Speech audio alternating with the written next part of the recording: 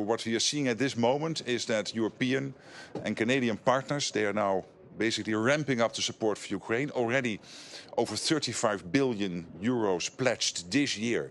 That's even before we reach half year on the 1st of July. And last year it was for the full year a little bit over 50 billion. So we can safely assume that the total amount for 2025 will be higher than in 2024. And this shows you that the support for Ukraine is ongoing.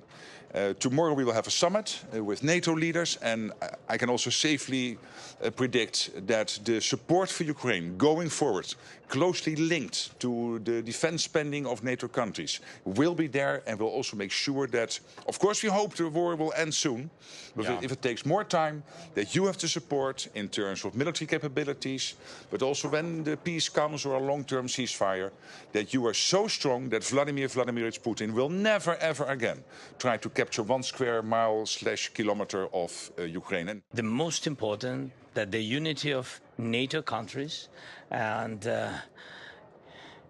all Europe and European Union, and you see this unity around Ukraine. I think this is the most important things. After this, it opens the way to strengthen Ukraine, to give us strong support, to help our people and families who are abroad to live, and to help to our Ukrainians who are in Ukraine to survive. We have just discussed how important it is for Ukraine to invest in the extraordinary, agile and innovative Ukrainian defense industry.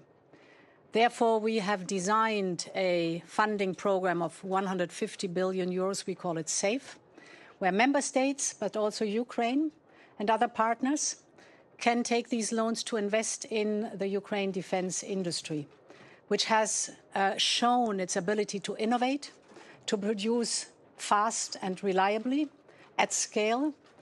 We can learn a lot from you, what that is concerned, but in this way we can support you also for the survival of Ukraine. We are looking forward for our common future.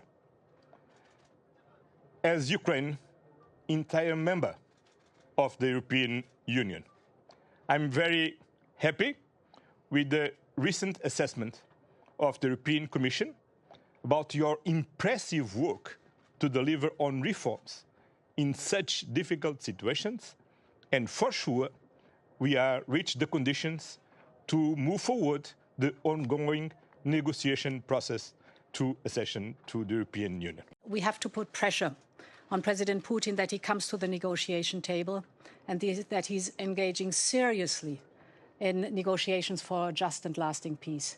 Therefore, the 18th sanctions package is a biting one, is a hard one. I know that our G7 friends will follow suit with their sanctions. So all this shows you are among friends. You can count on us. We stand by your side.